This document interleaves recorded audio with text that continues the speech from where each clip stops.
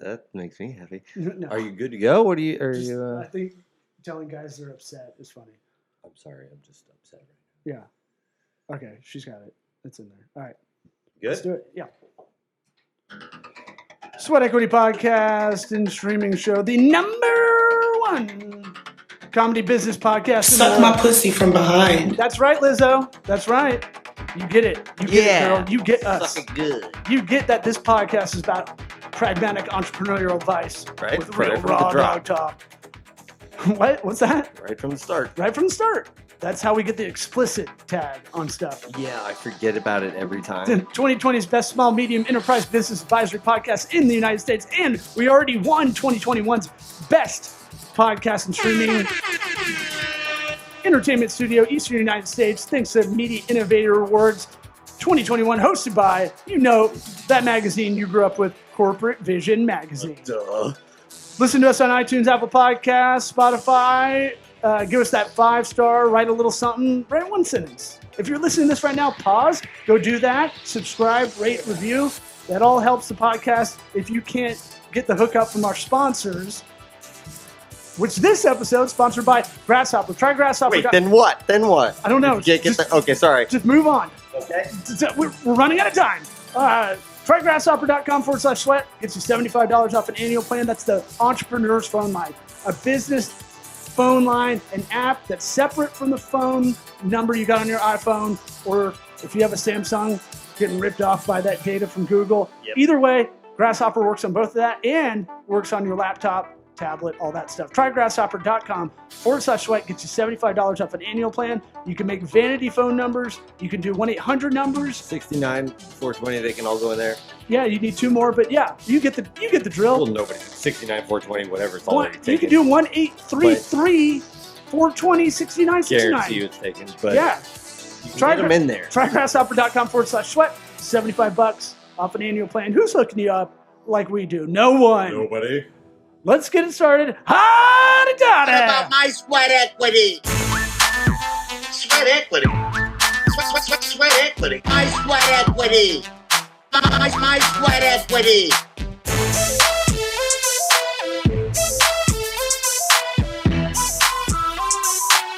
What about my sweat equity?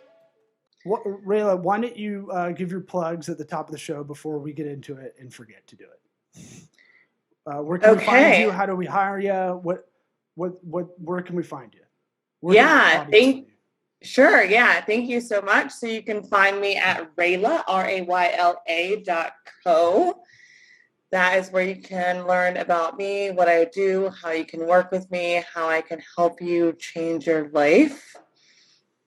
That's where my group coaching program is. I'm not really on social media. Ron knows I have an aversion to social media. Yeah. But I'm more of an in-person person. So if you want to connect, otherwise, like DM me, hit me up, email me, contact me through my site. Happy to connect. And if anybody's listening that wants to hit us up to get our info, that missed that, maybe you're jogging, doing laundry, stuff like that. We'll pass it along. I got your email, girl. So I want to hear about the coaching. But I want to table that for the reason that we expedited you coming on the podcast, because I've been wanting you on, and just I'm terribly unorganized with this podcast. Mm-hmm, definitely. Oh, by the way, this is Eric. I don't know if you've met. So nice to meet you, Rayla. Give you a little background. Rayla and I met, 2004, when you came to Auburn for a Tennessee-Auburn game. And yes. You're like, God, this guy is hot. And you you're a married lady now. I can't even remember it. Your husband is there differently. Tonight, yes? You're like, will you take me to the game? And I was like, no, man, I got too many dates. I'm in a sitcom situation, juggling 3 already. I think everybody knows that the guy asked the girl out on the date for the game. I know, that's what made it unusual. I was so surprised. We just met. No, all I remember was that you were a friend of a friend.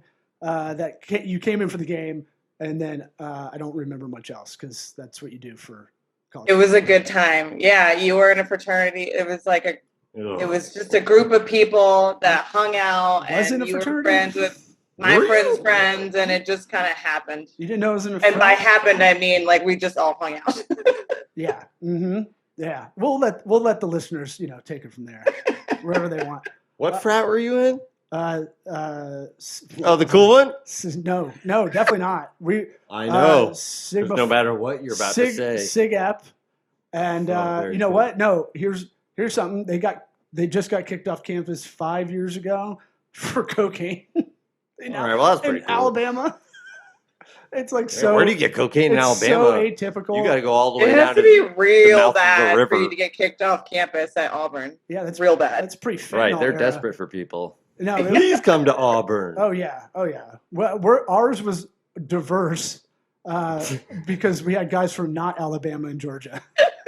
Wow. We had white guys that were from other places. Interesting. Yeah. Mm-hmm. Yeah. What are white people like where you're from? I remember making fun of my friend Chris Davis for being from Cincinnati. And we're making fun of him from having northern tropes or whatever. And then everybody turned on me and they're like, "You're fucking northern." I was like, "What?" I was like, "Guys, technically I'm more southern than you are." And no one found that cute. And right. Yeah. So that's how I partied in college. Yeah. Yeah. I was in a frat. You didn't know that? No. And I mean, changes a lot I'm always shit, in a frat. I'm always a brother. Like, I have some stories about you that people may not know. Oh, yeah. Let's do that. Oh, man. I got to go. Right now. Well, it's a good interview. I'll take over. That's fine. You can leave. You don't have to be here. I can take over from here. You can go for it. I'm saving those for when your babies get older. Oh, man. Well, we can get it on record here, and I can play it for them later if you like. That'd be good. Your dad was a degenerate with a short haircut and a fat head. That's how I rolled back in the day. So they're gonna be like, "Yeah, we know." Yeah, they know. Yeah, they know. When are you gonna sit them down and tell them the story? I've never had any of my dad's friends be like, "Your dad was a party animal. Got no pussy in college." Like they're never gonna sit me down. You don't think that? No, I'm saying your dad was hammering pussy in college. I'm sure, and never. Just think about it. Your dad. My mom listens to the podcast, so that's not really respectful. She's never listened. That's what she likes about him. No, how cool he is. He's taking it to the grave. So we started talking recently, and look, from one potential embarrassing thing to the next.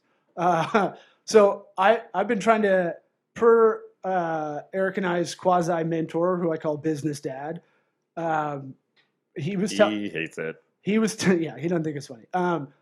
He was telling me, "Do you think you're being kind of humble by not putting any comedy content out there?"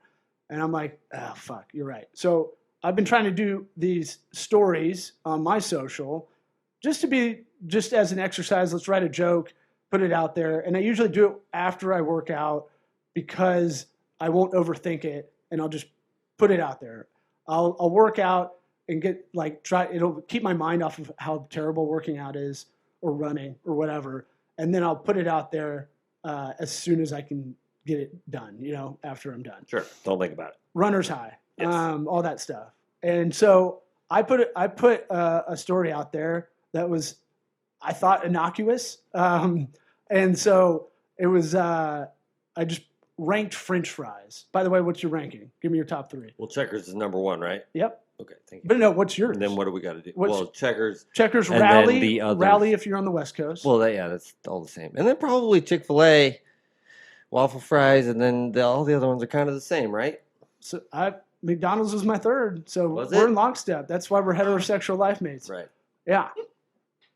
There's no civil union for Eric that gives us a tax break or anything. We've looked into it. It doesn't exist. But tried. So what I did, and I didn't think about it. So when you go up to pull a GIF up, or GIF,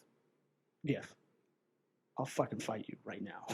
That's fine. We'll make a GIF. I'll knife fight you, dude. I'll do it like Beat It, Michael Jackson style. And we dance knife fight in a parking garage for some reason. I'll kick your ass in a dance fight. Y'all are a riot. Yeah, you don't even really need to be here for this, man. We just gotta argue about who's gonna win the dance fighting competition, and then we'll call you back, I guess. This is just the foreplay into the interview. We have to set the table. So So Conversational lube. So like, let me go backwards a bit. So I did one in June, and when you pull up the gifts, it's a little timely. So it's like Pride Month. So I put like, okay, cool. I'm down with gay people. I wish I was gay. It'd be awesome. But we could get a tax not my break. thing. Yeah. So I put like a unicorn with a rainbow on it. No big deal. All those things. And I don't think anything of it. It's just silly. It felt silly. We'd be the gayest of the gays. But I half a second thought, I was like, oh, this is fun. And so I put on this social story. I saw buy black, meaning buy from black businesses, GIF, and you hit me up and you were like, hey, not that cool. And I was like, huh? And I was like, and when we were talking back and forth, I was like, I hope she doesn't think afterward. I was like, I hope she didn't think I was just trying to play it dumb. Like I didn't know what I was doing. I really was just like, I don't know. I think it's important to buy from black businesses, but you're like, you can do better than that. And I was like, oh, fuck. And so we had this kind of convo back and forth, and we've been meaning to have you on to talk about your coaching, but I was like, well, this is relevant, and it is related to business. And how do us honkies help that out? I don't even know, right? So it's like it's one of those things where you make an effort to maybe want to do it, but I think a lot of people don't know how to. And so it was like, why don't you come on and talk about that aspect of everything? So how do we do it? How do you buy black and support black businesses? Yeah, without being callous, I guess, about it in my social story jokes. Yeah, so your social story, I know you. So I don't know who follows you, right? But I know your humor and like your type of comedy, and like I can just see you doing it because I've seen you post those running videos. I can see you being like, oh, I'll put that on there, this is funny, like, and not thinking about it. Mm-hmm. I didn't really think anything of it, I thought you were literally about to tell us about black owned businesses where we could get what you were talking about. That's what I was confused, is where it started. Right. So I was like, what is he talking about? And I was like, oh, and then I figured it was just like you explained it. So knowing you, though, I think so I just wanted to touch on that because I think it's important. So knowing you, I was like, of course, I'm going to give you grace. And because I know you and you're my friend and you're a business owner, and I think you have a voice and a platform, etc. It's my duty as your friend. Yeah. And as a black owned business owner also, to just be like, hey, we can do better. Like when we know better, we do better. When we see that someone else can do better, we point it out, right? I think that's what we should all do. Yes, so that's great. That's what friends should do, yeah. Right, that could have come from anybody. So I was just like, I was confused. You could actually be telling people to buy black, and I think people would listen to you, especially if you made it funny, especially if you were actually talking about a real business. And so my thought was like... Yeah, he didn't... So you did not... It had... The phrase buy black had nothing to do with what you were talking about. It was a cute shopping bag. Right. A gift. And exactly. Like, this is neat. And I was just like, threw it on there. I was like, yeah, I support that. I'm cool with that. The bag itself was like, the color of it was black, and you put buy black. It would be something that you would tag a black business in to say, like, this is a black business. Buy black. Okay. So it was from a black owned business. No, that's what he put on there. That's why I was confused. Okay. This is why you're confused. This is why I'm confused. Right. Now I'm just finding out Eric doesn't look at my stories. Right. Can you guys, whatever. Run this back. I don't pay attention, so you're going to need to explain it to me. So it was just a flippant gift to put on there, but the message I agreed with, but it had nothing to do with the video I made. So, my point was, you have an influence. People listen to you. You can do better. I think if you actually were telling people, you're like born and raised in Tampa, if you were telling people about a black-owned business in Tampa, people would go, oh, that's interesting. Maybe I'll look into it. Mm-hmm. Yeah. No, that's fair. And I think overestimate my reach, but yeah. I think that's fair. And I'll do one after we do this. So I think to answer your question, how does one do that? I think being plugged in the way that you are, knowing what businesses are black owned, because maybe you wouldn't know. So I am the face of my business as a coach, but I provide a service. But if I provided, like if I sold cups and I didn't have my face or story with my face on it, you wouldn't know that this cup was Black owned, right? So I think it is being well networked and just doing due diligence and having intention around where you spend your money, and knowing like this cup was made by who and who manufactured it and what's, learn about their supply chain. Is it sustainable? Do they have corporate responsibility? Does their organization support DE&I? Do you align with their values? I think it's about being educated in your purchases in general. And then it's a plus if that business is a business of color. I think that there is, at least in the Black community, and I have tried to do this, be more intentional about doing that due diligence. I wasn't always aware. You just go to Target and pick stuff up or order it off Amazon. It's because it's easy.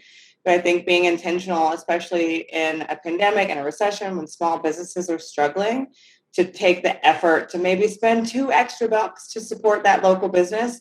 And then, maybe go in that extra mile. And my point was maybe Black people, I think, are doing that more, and hopefully people of color are doing that more, to say, you know what, I'm going to intentionally buy cups from Black people if I need a cup, or I'm going to intentionally buy, like, oh, we need a microphone upgrade.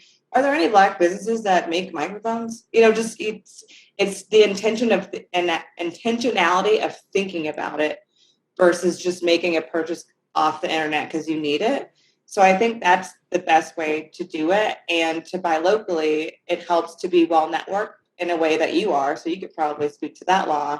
A lot of different people, a lot of different business owners across culture lines, if you will. And so that's why, again, you could say, oh, you're looking for a life coach? And you don't have to say, I know a Black owned life coach or, Black business but you would just shout me out. Like, I think this person could be a good fit for you. Check her out. And I happen to be Black. So I think it's, one, doing your due diligence, and two, like shouting out Black businesses when you can, because Black businesses, I think this might be something that white people might not know. It's just, we just don't have the resources always that other people do have. Sure. In terms of funding, in terms of reach, in terms of just resources and everything. And so anytime you can get assistance, a shout out or a referral, it does a lot. It's really impactful in the Black community, and it trickles down. So it made me think.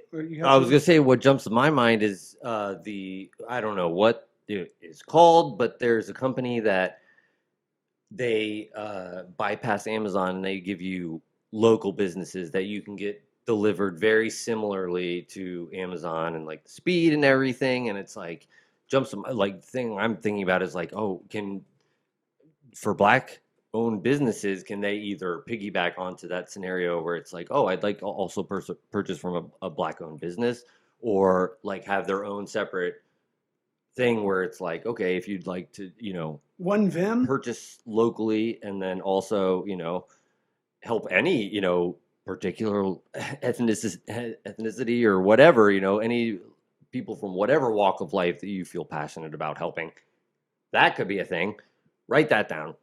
Can I do the super white guy? Yeah, thing? that's when they're backed into a corner of feeling like they're a little racist. It's like, look. Who, me? No. I'm going to do the impression of the white guy that's like, oh no, I'm getting accused of being racist, or like not loving any other race. Like, look, I have a lot of Black friends.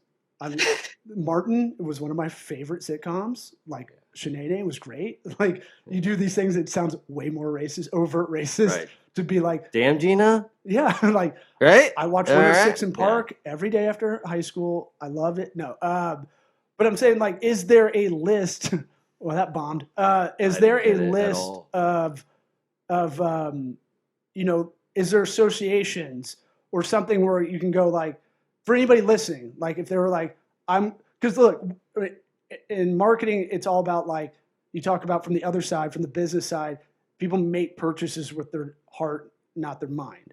And you try to catch them at that point a lot of the time. When we're talking like B2C kind of stuff, consumer related products, luxury goods, stuff like that, stuff you might get advertised on Instagram or something, right?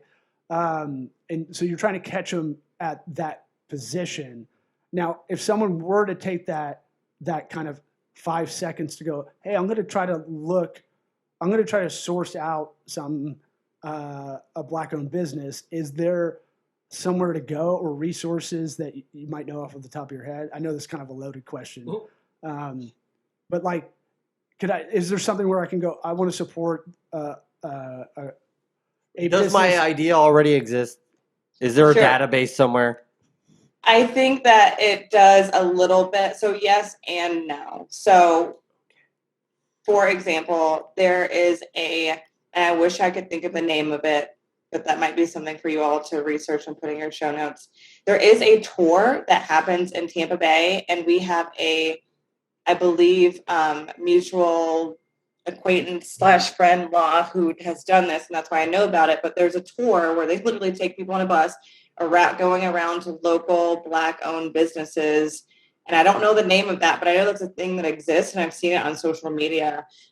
So there's that.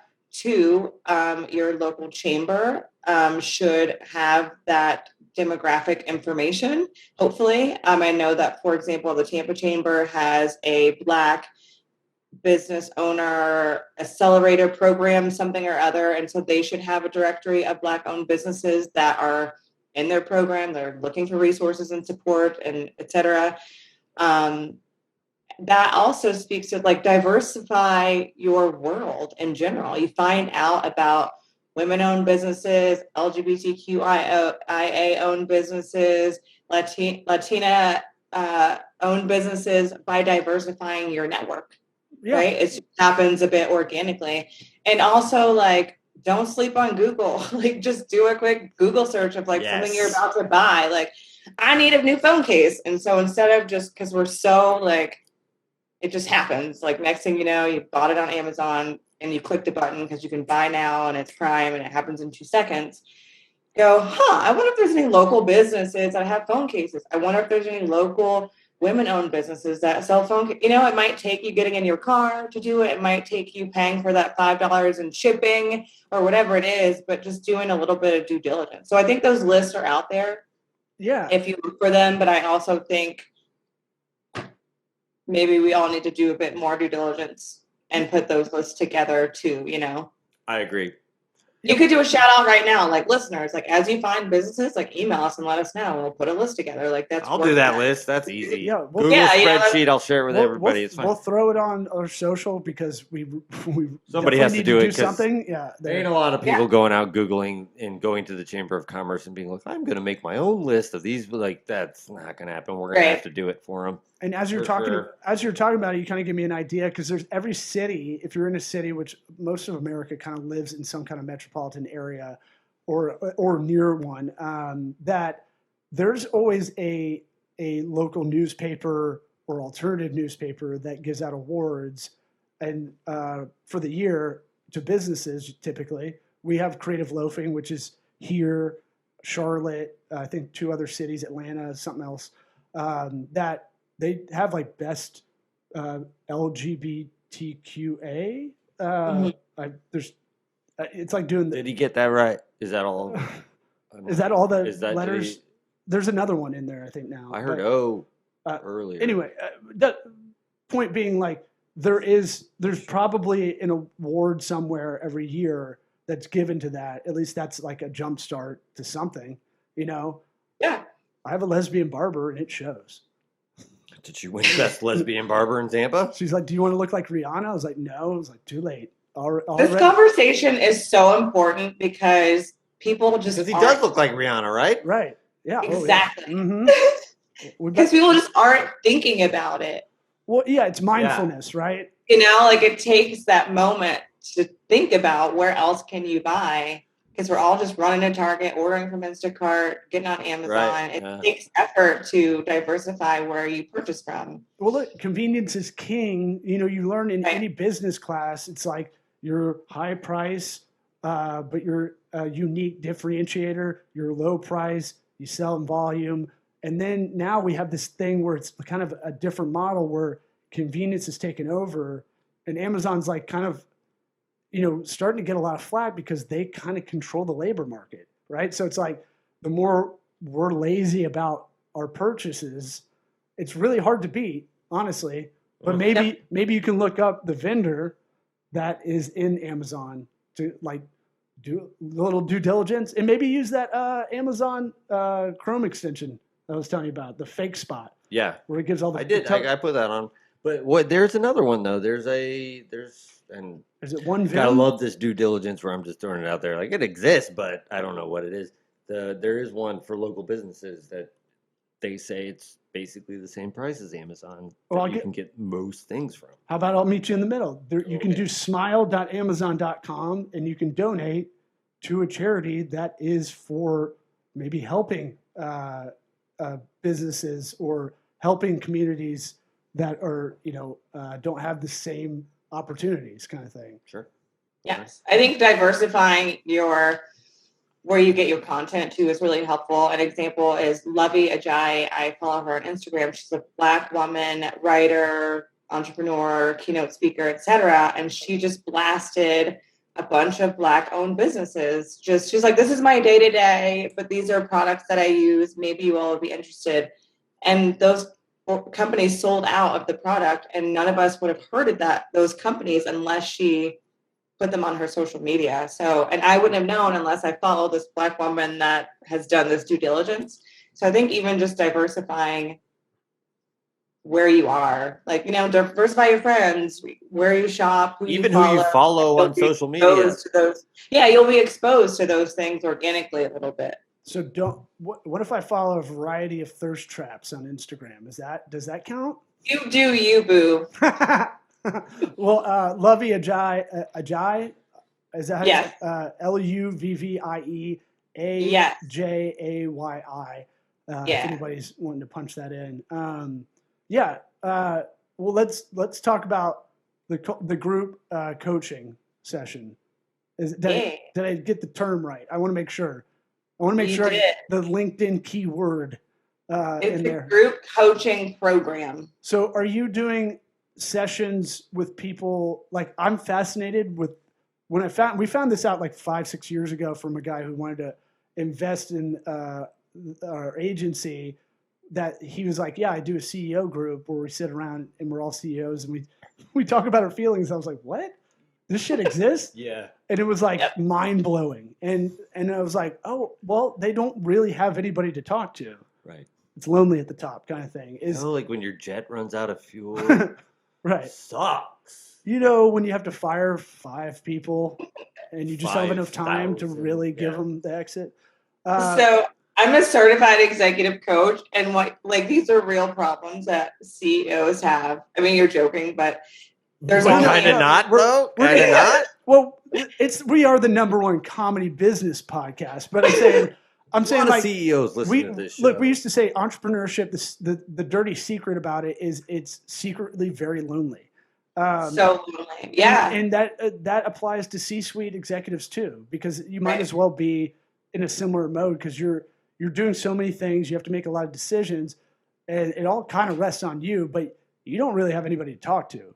Yeah, you can't talk to anybody about it unless you have a coach or a peer group that is going through the same stuff.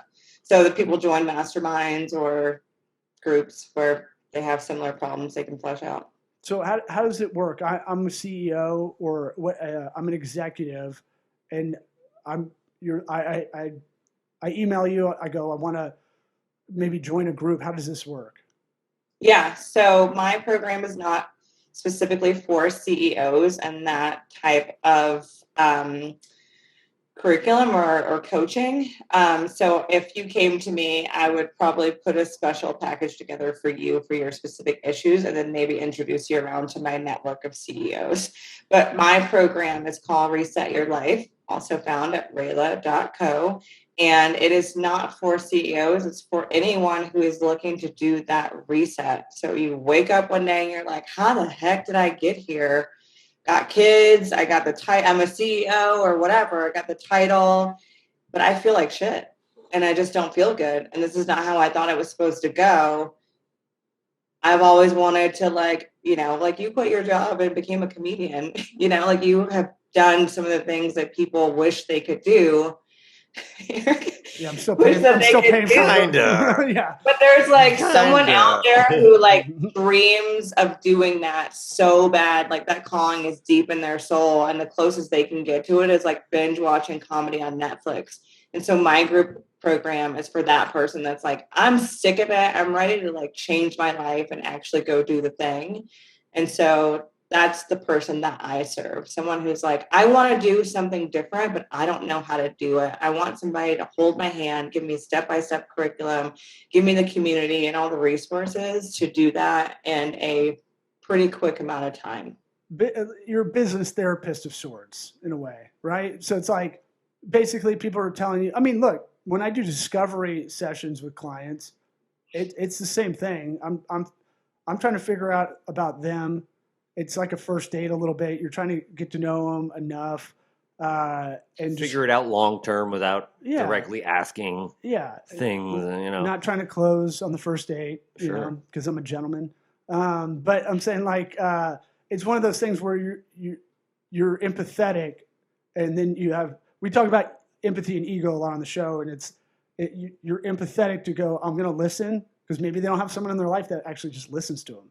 Most people don't. Right, because if they're the hard pressed kind of executive, or they're a bottom line person, they have to make those decisions and stay true to that absolute kind of decision. And then there's the other kind of executive that is a little bit more collaborative, but they might be too big of an empath and weighs on them too much, the decisions they're making. That seems to be one or the other, just broad strokes. And so you've got the ego aspect to go, here's a plan I think that can help. Is that fair to say? Fair to say. So people don't have someone to talk to without judgment. So people might have someone to talk to, but they're not getting the support. And it's shocking how many people's partners aren't supportive, or people just they're in a friend group, but they can't really talk about their dreams and goals in that friend group. And so, yeah, people need guidance. They need steps. It's like, I need to know what to do, like tomorrow after work. What am I going to do tangibly that I can like sit down for the 20-minute window to move things forward? So people need that structure, listening ear, and structure and guidance. Yeah. And like, I call myself a hype woman because people need to be spoken into. Like, you can do it. Like, Yes. a lot of people don't have that person that's like, this sucks. It's going to be hard. Nobody said it's going to be easy, but keep going. Like, it's, you're sweating underneath your clothes, but keep going. Keep moving forward. So people need that confidence building. They need to be spoken into. They need someone who's listening without judgment, and they need somebody to just straight up tell them what to do. And they need someone to like kind of cut through the BS, especially if they're an executive, they're getting yes all the time. They need someone that's like, this is a mirror. Like, you said this, but you're doing this. Or do you really want that? Or, so right. People do a lot of things. Well, no, I mean, I was going to say, knowing you, we've known each other for a long time. Knowing you, you're not going to dance around it. You're going to be like, no, that you shouldn't be a juggler at night. Like, I think that you're not. I've seen you walk. You're not going to be able to do it. Truth telling. Right. Yeah. Which is like kind of what you want to hear out of someone that is coaching you or therapizing you. It would make an impact. That's for if you're hiring somebody and they're like, no, this isn't for you. And your other point, like, oh shit, I'm paying you and you're telling me that. Like, this person, if they're like able to then milk you and they're still being like, I'm not going to charge you anymore because this is a waste of time. A lot of people wish they had that. You gotta know when to tap out. Yeah. I love that.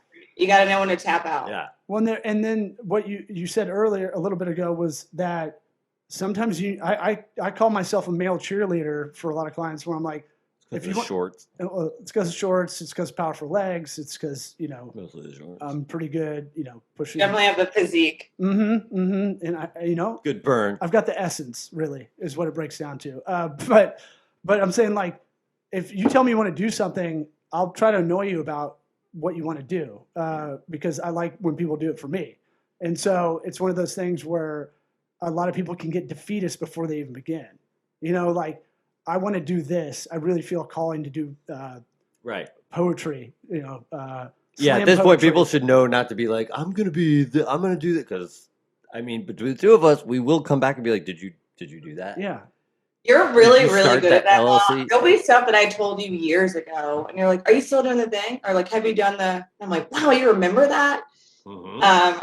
That's accountability too. Just telling somebody about people don't have accountability. It's like they need to tell somebody what they're going to do, and then have someone help them hold themselves accountable to do it. Well, I think because I know how it is when you're like I wanted to be a comic since I was a little kid, and like you're just like, I'm gonna hold on to this, not tell anybody for a long time until I kind of do it, and then you do it, and you're like, I don't know if I'm any good at it, and you're kind of always questioning yourself. So it's like, But then when you put it out there, you're like, well, I put it out there. I have to keep doing it. Yeah. Like, where were you? You said you were going to be there. Well, I quit comedy. And seek out. I sought out people that knew stuff and really tried to absorb. Like I've told the story. Like Bert Kreischer, when I was 21 and moved to LA, he was nice enough to meet me at the Mellors Improv and gave me like really great advice. And then he was like, "Come in the main room." And every time I hang out with him at a show, he's like, I'm the most hungover I've ever been in my life. And then goes up and fucking rips it, like fucking murders. And he's like, yeah, that wasn't that great. And I'm like, what the like, but he'd be like, look, you got to keep at it. And I think he was like, you're an athlete. He was an athlete. Like it's a lot of reps. And it was like, oh, I can kind of contextualize this a little bit. So you need like seeking out these nautical beacons like yourself if you want to do something outside of your comfort zone. Yeah, you need somebody that's like, keep going. To have somebody like that, that's like, you're going to get up there and bomb, and you just have to do it again. And do it again and do it again. Like anything you want to do. And when you first start coaching, you may not, like somebody asks you something, you're like, I don't know. Or, it's like, why am I not able to get this person to like move forward? I mean, that comes with experience of working with a lot of different type of people and training and things like that. But gosh, it would really suck if I quit, right? And now I've like made an impact. So I think people need somebody to tell you, like, keep going. It's not always going to be pretty or perfect, but like do it anyway. Fail fast, still keep going and like pushing you forward. Like not everybody is like seeking out. You're a doer though. Like you're a special kind of productive doer. Because I'm a C+ student, so I have to try harder. I've got a small penis, so I have to do a lot of foreplay. A lot of these things to make up for my everybody knows what you're talking about. Yeah. Mm-hmm. So it's one of those things where I think like Eric is an artist, and I walk in every time and I go, do it better. And he's like, yeah, he yes, does. Sir. And he hits me with this little stick he carries around. It's like in his back pocket all the time. It's like out of nowhere. I'm like, what is this bullshit? I can't believe you're showing your children this. And I know. And he slapped and right back of the legs. Cartoonishly put it over his head, the canvas, so his head pops through. But all right, before we have to close it out, we have to ask everybody their first time on. What advice would you give your 13-year-old self? Yeah, we're deep. Yeah, you didn't see that coming. I didn't. Yeah, we're not all dick jokes. We're mostly, but we're not all. My 13-year-old self, man. Yeah, so we put the scenario. That's kind of hard because a few things I'm like, look, you could die. Don't do some of those things. But we can vamp a little bit if you want. The other side of that is like, but I survived it. So I don't know what I would tell my 13-year-old self. We can give you some time. This is what I would tell my 13-year-old self. Okay.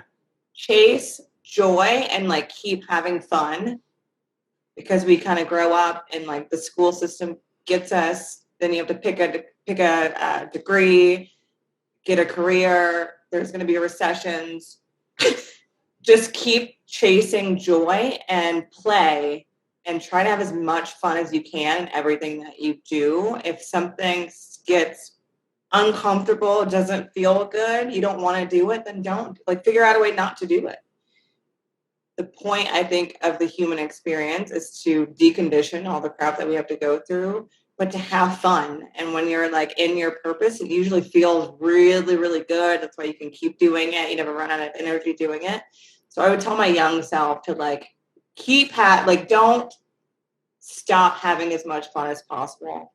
Because I feel like college, I had a lot of fun in school. Oh, I and remember. then adulthood, And that frat.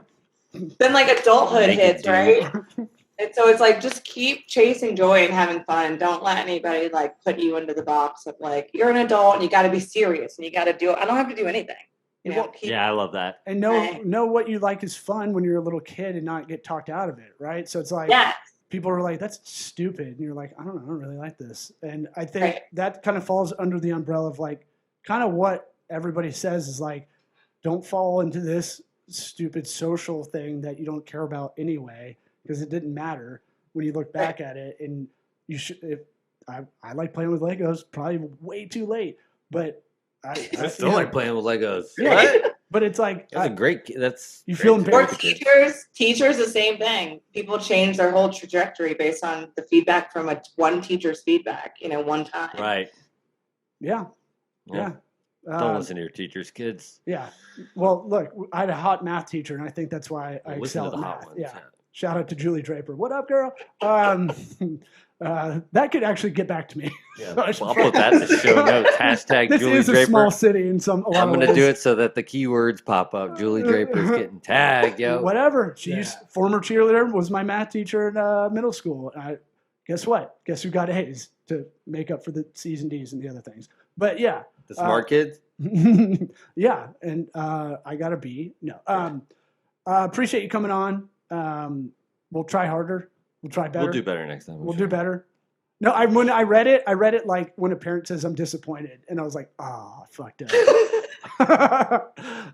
You know what though? I think I want to point out that this is a great example. I feel like last year, white people specifically, were very afraid. And when I say last year, I mean George Floyd, the just that whole situation in our country and everything coming up in our society. And white people were afraid to say anything, afraid to ask questions, afraid of just all the things. And so I think this is a really, really good example of someone going, oh man, I screwed up, or oh, I made a mistake, or oh, I just didn't know, or I thought it was funny. And somebody saying, you can do better, and then pointing it out, and you receiving that in such a positive way and going, yeah, I can do better. Thank you for that. Let me actually show other white people how we can do better. And I just want to point that out, that it doesn't have to be painful. It doesn't have to be anything. It can just be an opportunity for all of us to expand. And so I just want to give you some kind of kudos for the way that you handled it, and just being receptive and open, and not being defensive or just anything. I don't know. I just feel like I want to point that out. Well, I appreciate it. This show, when we originally kind of got it going, and when Eric got in as a co-host, and we really started taking off with it, it was really about, we want to hear about failure. We want to hear how you fucked up, and then how you kind of resolved it. How you were accidentally racist. Well, look here, and then here's the pragmatic tips. Here's not a Tim Ferriss you can work 4 hours a week and get by. That doesn't help anybody. That's cute and nice and seems cool, but it's a wet dream. It's one of those things where I think the pragmatic advice, here's a pro tip. Don't ask your black friends don't ask to touch their hair. It's not cool. That's a good one. Yeah. Dear white That's people. A good tip. I watch. Yeah. It's not, no matter how fluffy and you want to, no matter how complimentary you are. Yeah, no. Of this. I didn't realize that was a thing white people do a lot, and I was disgusted to find out that's a thing. I know. It's I'm not part of that white people. You know better, do better, and then help other people do better. So just kudos. I mean, not a pat on the back, but kudos to you, really. So if you see a white person talking to a black person, be like, don't ask to touch their hair. Say that to them, so that then we're doing our part. Yeah, blurt it out like you have Tourette's. Right, just burst in. Doesn't matter, mid sentence, just do it. No, that's what society needs. Well, no, look, this is what friends are for, to keep you accountable, even though we don't get to hang out as much as we want to. But it's one of those things where I never, especially with comedy, I never want anybody to feel bad about any of it I'm doing. I'll always try to be the butt of the joke. And so that's why I was like, oh shit, this is not that cool. So we'll do better. And thanks for coming on. Thank you so much for having me. This is really fun. See you, girlfriend.